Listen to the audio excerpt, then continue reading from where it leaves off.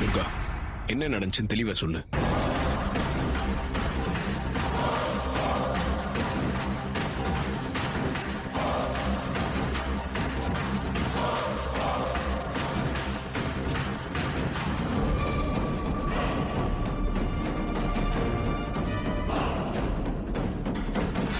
அங்கிருந்து கிளம்பிட்டான், ஆனா வீட்டுக்கு வரல.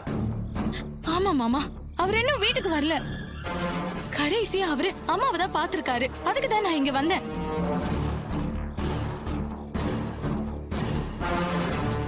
சரி, நீ ஒன்றும் பயப்படாத. அவனுக்கு எதுவும் ஆயிருக்காது. அவன் ஃப்ரெண்டு கூட யாராவது பார்க்க போயிடலாம்ல, வந்துருவான். நவீனுக்கு ஃபோன் பண்ணி பாத்தியா? அக்கா, நான் ஃபோன் பண்ணி பாத்துட்டேன். ஸ்விட்ச் ஆஃப்னு வருது. இந்த விஷயத்துல கண்டிப்பா அத்தை சம்மந்தப்பட்டிருக்க மாட்டாங்க. நீ பயப்படாம வீட்டுக்கு போ, அவன் வந்துருவான். மாப்பிள்ள, இந்த நேரத்தில் அவ தனியா போக வேண்டாம். நீங்க கொஞ்சம் துணைக்கு போய் வீட்டில் விட்டுட்டு வாங்க. ஆமா, அவ ஏற்கனவே ரொம்ப வருத்தத்துல இருக்கா. தனியா அனுப்புறது நல்லதில்ல. ராஜா, நீயும் கூட போயிட்டு வா. ஏன் தனியா வந்தவளுக்கு தனியா போக தெரியாதா?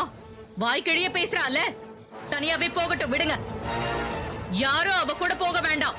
அம்மா, நீங்க தான் போல, நாங்க யாராவது போறதையும் ஏமா தடுக்கிறீங்க? கொஞ்சம் அமைதியா இருங்கம்மா.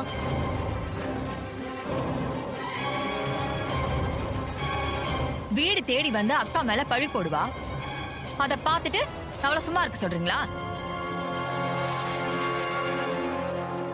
அக்கா சொல்றதா சரி, யாரும் அவ கூட போக வேணாம்.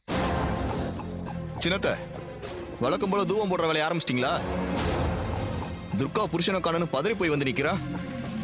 இந்த நேரத்துல உங்க வன்மத்தை காட்டுவீங்களா? கொஞ்சம் அமைதியா இருங்க. என்னடா இன்னும் எனக்கு எதிரா பேசவே இல்லையேன்னு நினைச்சேன். அக்கா கைய பிடிச்சதுக்கே இவ கைய உடைச்சிருக்கணும்.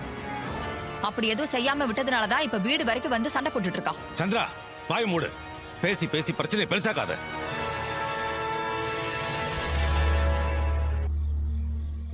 அம்மா, நல்லா கேட்டுக்கோங்க.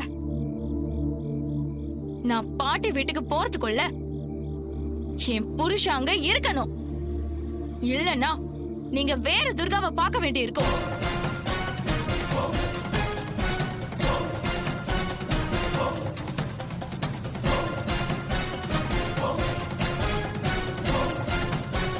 துர்கா, நீ கவலைப்படாம வீட்டுக்கு போ. நவீன் எங்க இருந்தாலும் தேடி நான் கூட்டிட்டு வரேன்.